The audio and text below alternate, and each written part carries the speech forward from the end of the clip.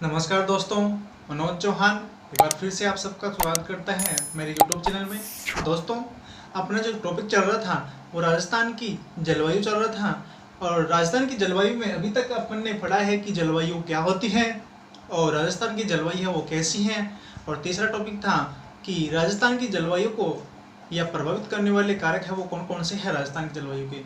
आज अपन बात करते हैं कि राजस्थान की कौन कौन सी ऋतुएं हैं, जलवायु की दृष्टि से कौन सी ऋतुएं हैं जिनको अपन आज पढ़ते हैं। तो दोस्तों, अगर बात करते हैं राजस्थान की जलवायु, तो राजस्थान की जलवायु है उन वो ऋतुएं हैं वो तीन है, मुख्य रूप से तीन है। तीन ऋतुओं में पाई जाती हैं। पहली है ग्रीष्म ऋतु। ग्रीष्म ऋतु दूसरी इसके बाद में आती है वो आती है वर्षा ऋतु। और तीसरी आती है वो है शीत ऋतु। ये तीन ऋतु राजस्थान में पाई जाती हैं। अगर इसका देखते हैं तो ग्रीष्म ऋतु का आगमन है वो मार्च से मध्य जून तक पाया जाता है। मार्च से मध्य जून तक पाया जाता है। वर्षा ऋतु है वो मध्य जून से सितंबर तक वो पाई जाती हैं। और बात करते हैं शीत ऋतु, तो ये मध्य नवंबर से फरवरी तक है वो पाया जाता है। और दोस्तों, 1 अक्टूबर और 1 है नवंबर, ये मानसून प्रत्यावर्तन का समय है।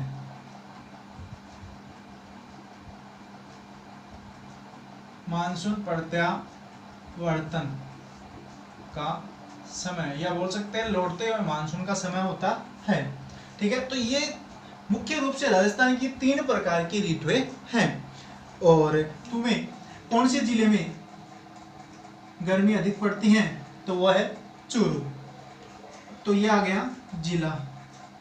और अगर बात करते हैं स्थान की, बात करते हैं कि राजस्थान में सबसे अधिक गर्मी है वो कहाँ पे पड़ती है, तो वो है फड़ौदी।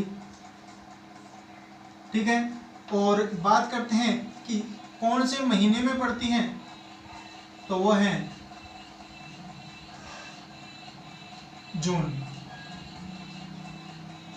जून में अधिक है वो गर्मी पड़ती है। वर्षा ऋतु की बात करते हैं तो वर्षा ऋतु सबसे अधिक है वो झालावाड़ में होती है। सबसे अधिक वर्षा वो झालावाड़ में होती है। अगर स्थान की बात करते हैं तो वो माउंट आबू। और अगर महीने की बात करते हैं तो वो आता है अगस्त। और शीत ऋतु की बात करते हैं तो शीत ऋतु में सबसे अधिक है वो, सबसे ठंडा स्थान है वो, जिला है वो चूरू। ठीक है, और सबसे गर्म स्थान है वो माउंट आबू। और महीने की बात करें तो वो है जनवरी। महीना है वो जनवरी है। दोस्तों, एक चीज का ध्यान रखना, सबसे अधिक गर्म है वो जिला वो चूरू है और सबसे अधिक ठंडा है वो भी चूरू है। क्योंकि स्थलीय भाग एक ऐसा भाग होता है जो शीघ्र ही जल की अपेक्षा शीघ्र ही गर्म होता है और शीघ्र ही ठंडा हो जाता है। तो चूरू एक अपवाद के रूप में सबसे गर्म और सबसे अधिक ठंडा यही पाया जाता है। तो दोस्तों, ये प्रमुख विशेषताएं थी और इनका कालक्रम है। बात करते हैं गर्मी की जो ऋतु है, इसका सबसे प्रमुख विशेषता क्या है कि इस ऋतु में है वो लू और बबूलिया, पवन का तूफान उसको बोलते हैं बबूलिया। ये चलती है लू और बबूलिया, ये इसकी प्रमुख विशेषता है। और वर्षा ऋतु की प्रमुख विशेषता है वो है मावट। ठीक है दोस्तों, मावट वर्षा ऋतु की प्रमुख विशेषता है। और शीत, यहाँ पे इसकी प्रमुख विशेषता है शीत ऋतु में, तो ये इसकी प्रमुख विशेषता है पुरवैया। पूर्वइया। ठीक है दोस्तों, सॉरी शीत उल्टा हो गया थोड़ा सा। झालावाड़ की बात करें, वर्षा ऋतु की बात करते हैं तो झालावाड़ में है वो पूर्वइया, यहाँ की प्रमुख विशेषता है। और शीत ऋतु में सबसे अधिक मावट, क्योंकि शीत ऋतु में ही मावट आती है पश्चिमी विक्षोभों के द्वारा, तो ये इसकी प्रमुख विशेषताएं हैं। अब दोस्तों बात करते हैं अपन इनके अलावा कि जो अपने सर्वाधिक आर्द्र वाला महीना कौन सा है। सर्वाधिक आर्द्र वाला महीना, सर्वाधिक आर्द्रता वाला महीना, तो सर्वाधिक आर्द्रता वाला महीना है वो है अगस्त। सर्वाधिक आर्द्रता इसमें पाई जाती है। और न्यूनतम आर्द्रता वाला जो महीना है वो है अप्रैल। ये एग्जाम में याद रखने हैं कि न्यूनतम आर्द्रता वाला महीना कौन सा है, अप्रैल। क्योंकि कई बार अपन मार्च कर देते हैं, लेकिन मार्च में क्या है, कई बार मानसून है वो पहले जाता है, वो मानसून क्या, वो शीत ऋतु है वो लास्ट तक रहती है मार्च में, इसलिए वहाँ पे आर्द्रता अधिक समय के लिए बनी रहती है मार्च में। इसलिए अप्रैल है, अप्रैल में ही सर्वाधिक या सर्वाधिक न्यून आर्द्रता महीना माना जाता है। तो दोस्तों ये थी प्रमुख बात। फिर बात करते हैं इनकी नेक्स्ट कि और कौन सी इसकी प्रमुख विशेषताएं हैं। तो बात करते हैं अब मानसून की प्रक्रिया। मानसून की प्रक्रिया, मानसून की प्रक्रिया कौन सी प्रक्रिया के द्वारा भारत या राजस्थान में वो मानसून आता है। तो सबसे पहले है तापीय सिद्धांत। तापीय सिद्धांत, अगर तापीय सिद्धांत का मतलब है कि जब तापमान की भिन्नता होती है तो वह जलवायु को प्रभावित करती है। किसी स्थान पे अगर कम तापमान होता है और किसी स्थान पर बदलता रहता तापमान एक जगह नहीं रहता, इसलिए ये बदलता रहता है। इसकी भिन्नता ही जलवायु को है वो प्रभावित करती हैं। और ये तापीय सिद्धांत दिया था वो डेंटली स्टार्म ने दिया था। डेंटले स्टार्म ने ये सिद्धांत दिया था। फिर अगर बात करते हैं दूसरे सिद्धांत की तो वह है विश्वत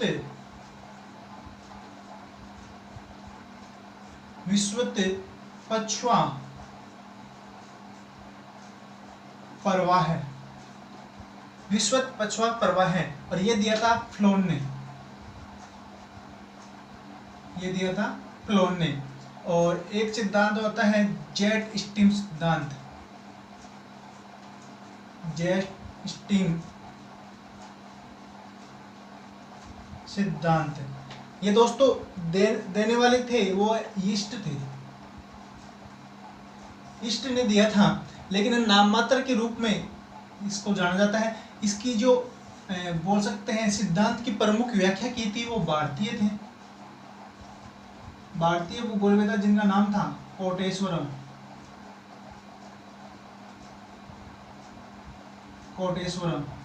ठीक है, तो कोटेश्वरम थे इस सिद्धांत की प्रमुख या मुख्य रूप से व्याख्या करने वाले भूगोलवेत्ता थे। कोटेश्वरम भारतीय वैज्ञानिक थे। तो ये प्रमुख बोल सकते हैं राजस्थान में जलवायु की जो उत्पत्ति होती है या भारत में जलवायु की उत्पत्ति होती है उनके प्रमुख सिद्धांत हैं।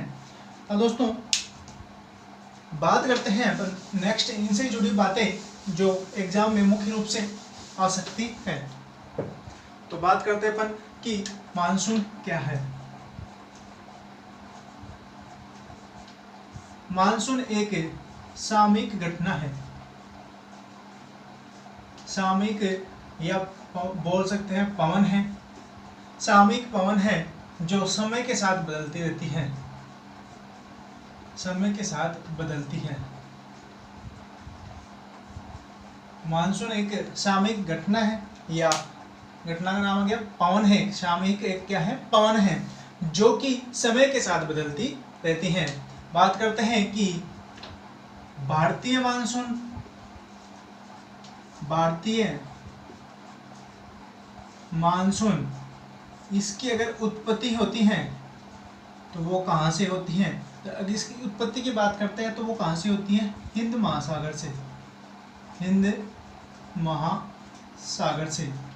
हिंद महासागर में जो उत्पत्ति होती है और यहाँ से जो आने वाला मानसून होता है वो कौन सा होता है? दक्षिण पश्चिम मानसून।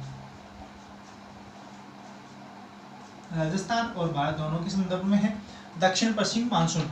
और इनकी दो शाखाएं हैं, एक तो अरब सागर की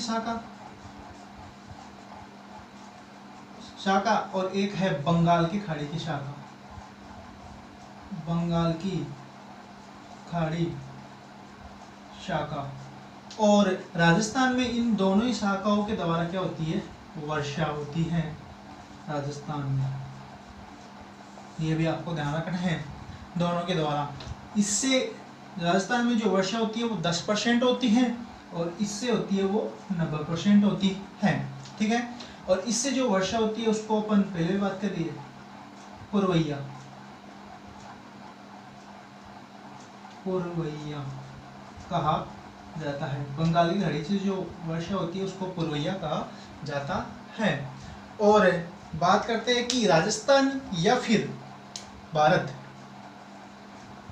राजस्थान या फिर भारत दोनों की दृष्टि से देखते हैं तो भारत में जो वर्षा होती है वो पर्वतकृत होती है। पर्वतकृत वर्षा है वो होती है। और पर्वतकृत वर्षा वो एक मानसूनी वर्षा होती है। मानसूनी वर्षा है। पर्वतकृत वर्षा है वो मानसूनी वर्षा है। और मानसून कौन सा? वो है दक्षिण पश्चिम मानसून। मानसून भी कौन सा है? दक्षिण पश्चिम मानसून। और दक्षिण पश्चिम मानसून है ये कब आता है? ये आता है ग्रीष्म काल में। ग्रीष्म काल। तो ये भी आपको ध्यान रखना है। तो ये इनसे जुड़ी कुछ बातें थी। अब अपन जो राजस्थान का जो वर्गीकरण है मुख्य रूप से वो अपन नेक्स्ट क्लास पढ़ेंगे। आज के लिए इतना ही है। धन्यवाद।